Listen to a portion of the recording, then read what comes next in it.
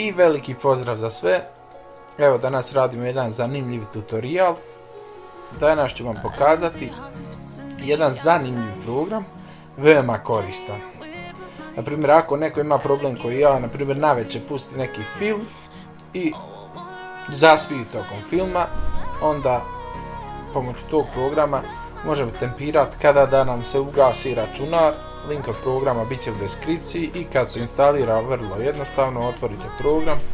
Ovdje namjestite na primjer za nekih, evo stavit ćemo 30 minuta da se gasi računar, stisnete start i vrijeme odbrojava. I eto, to bi bilo to. Pozdrav do sljedećeg videa. Dominator, NP Paki, Edin Jafif.